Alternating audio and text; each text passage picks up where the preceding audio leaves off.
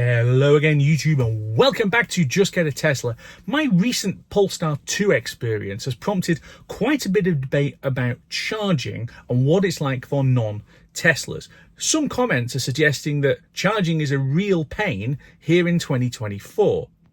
But you should have seen what it was like in 2014.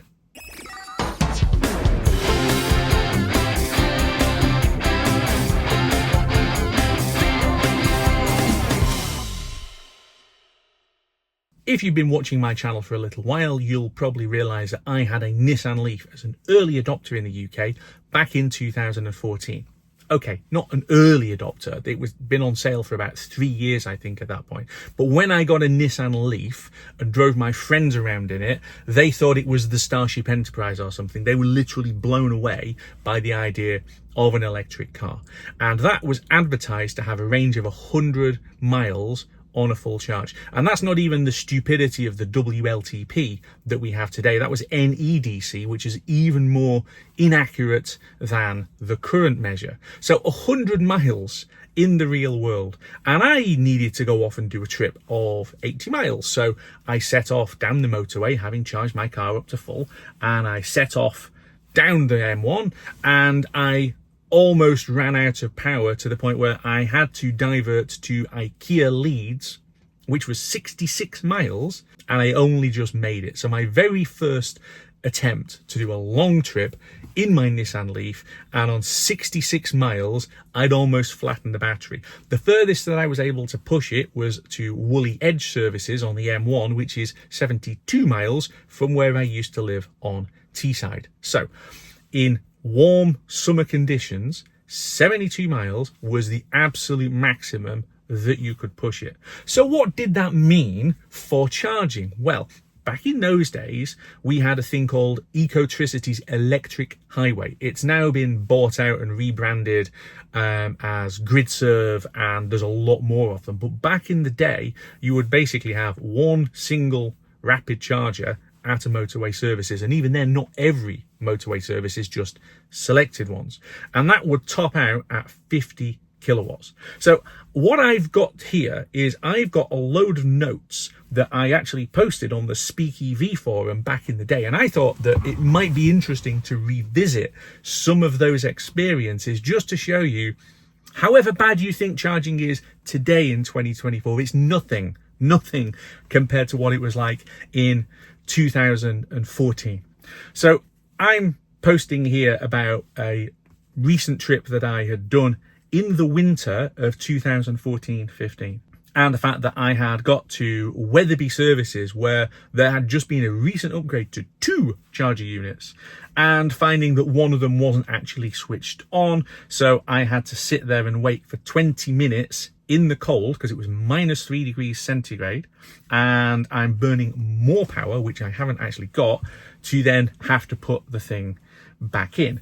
And the only positive back in those days was that you did learn just how inaccurate the guessometer was and where you needed to be economical with the way that you drive and the way that you have the car set up. So in this car, I've got the air conditioning on all the time, and okay, I could switch it off and get a little bit more range.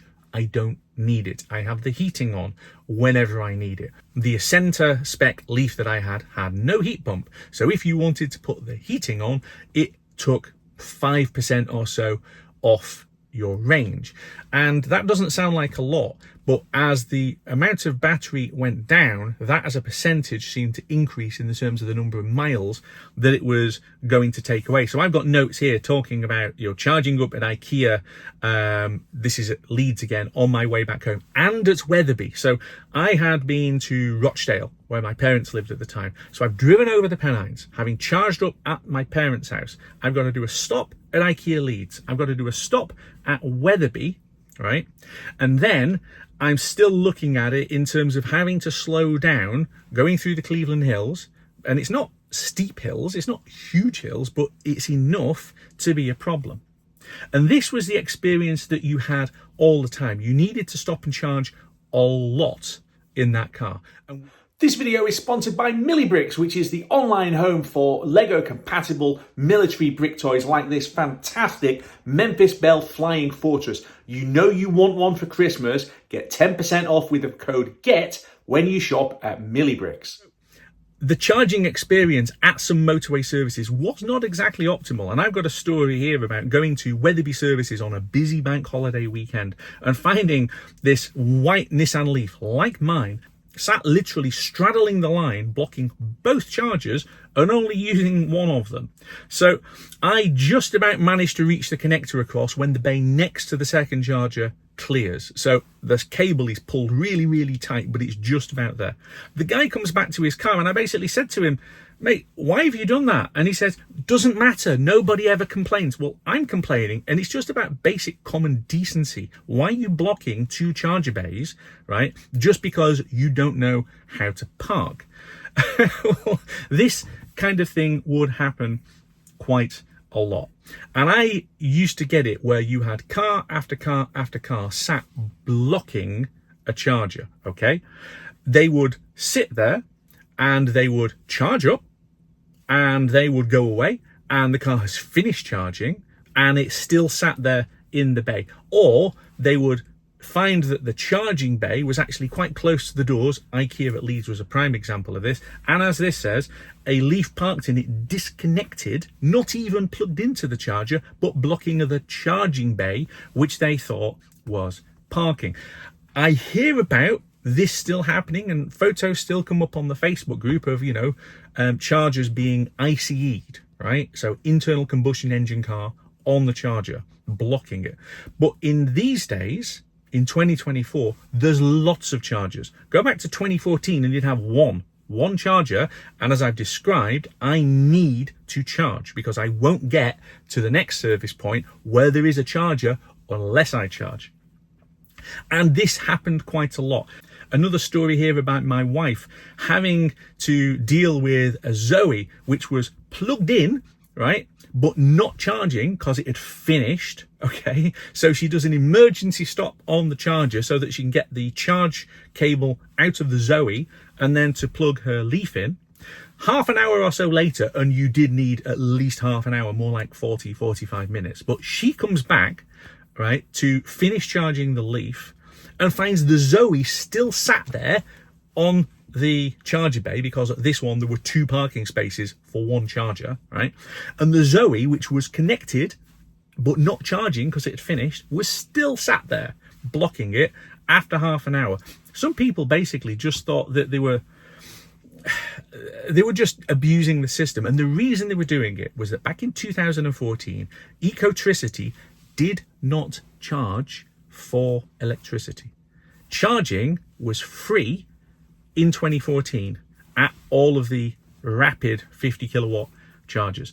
And I've made the point several times on the forum that so many of the problems we had with people blocking chargers or aggressively trying to charge is because it was free. And you would quite often find Mitsubishi Outlanders, so the plug-in hybrid. And by the way, I'm not anti-hybrid, I'm not anti-FEV or anti-Outlander. I had two Outlanders, and yes, I did occasionally rapid charge them, but back in the day you would get militant Outlander drivers literally standing there glaring at you because you were depriving them of their free 20 miles of electric driving because you were charging up your actual battery car, which had no other options to be able to get around. And the free electricity genuinely became the problem. People would drive up to chargers just to charge up and go to 100% because it was free. I've got an example here about both chargers blocked at Wetherby. Again, Wetherby, where they installed two chargers, but you've got both cars charged to 100%, but abandoned, so the owner's not actually there, right?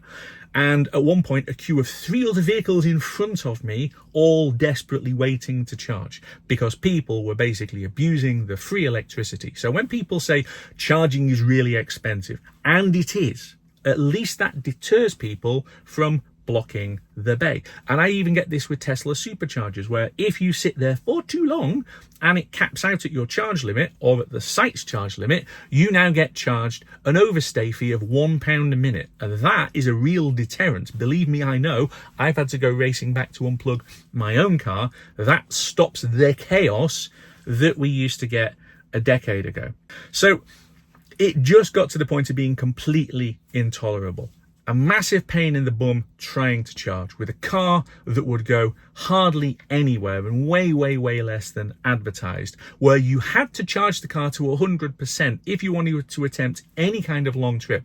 And 100% charging on the battery chemistry of that car literally wrecked the battery. The number of Nissan Leafs with massively heavily degraded batteries became a real problem, because in essence, leaving the thing sat at 100%, as you were being advised to do at the time, and you needed to do, would just strip the battery of all of its capabilities, and it didn't have many capabilities in the first place. So I got to the point where basically I just said, you know what, I've had enough.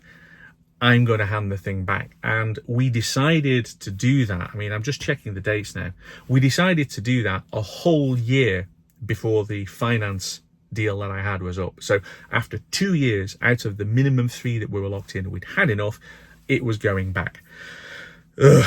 When I read some of these stories, right? When I read some of these stories, it actually stresses me out to remember just how bad it was. Okay, just how bad.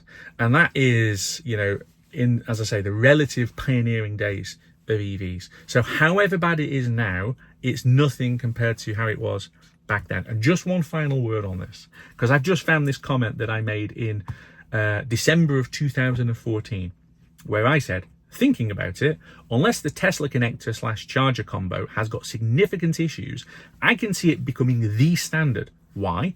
High capacity, redundancy, relative simplicity, and on a beacon brand. Now, that hasn't happened in Europe because the European Union imposed CCS2 on everything, which, by the way, is a good thing. A single standard is much better than AC versus CHAdeMO versus then CCS2 that we had back in like 2015. But the Tesla connector becoming the standard. It is literally now the standard, the North American charging standard being adopted by increasing numbers of manufacturers in North America. So I'd obviously spotted something, and that's back in 2014 when I was only dreaming about Tesla rather than just getting a Tesla like this one. I hope you've enjoyed my little blast from the past. I thought it'd be interesting just to go and revisit those things. If you've enjoyed it, like it and subscribe. If you haven't done so already, share the video for the people who say, oh, EV charging's awful. Well, let's entertain them by showing them how really painfully bad that it was. And I will see you back here very soon on Just Get a Tesla.